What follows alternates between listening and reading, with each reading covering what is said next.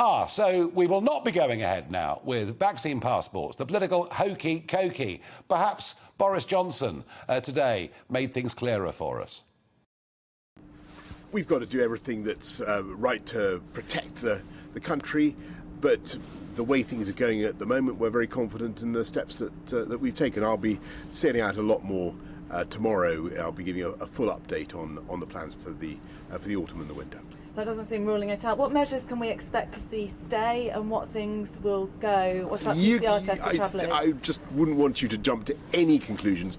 Wait and see what we say tomorrow, and we're sticking with the package we have.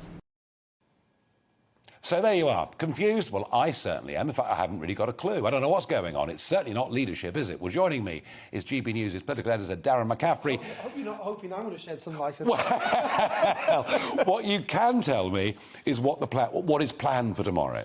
So we're going to get this big announcement tomorrow in what the government are going to do through the autumn and winter. They're kind of toolbox of measures that they're going to keep in place, potentially to use if things take a turn for the worst in terms of infections. You have to say infections actually are starting to go down a little across the UK after somewhat of a rise in recent weeks.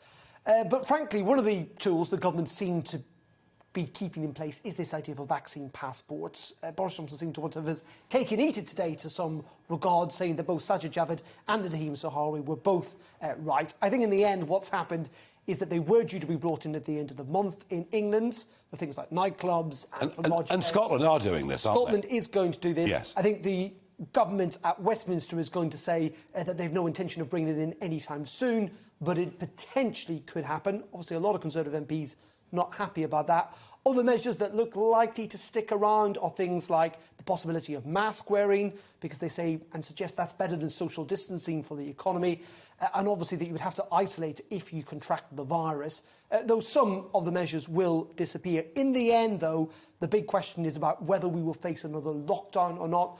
The government repeatedly saying they do not foresee that, but, and this is the big but, they are not ultimately ruling it out.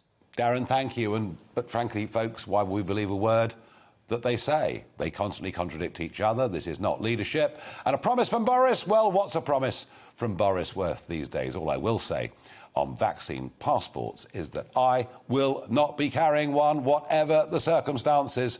If they want me to show a vaccine passport to go out for a meal or go to the local pub, I am not going to do it.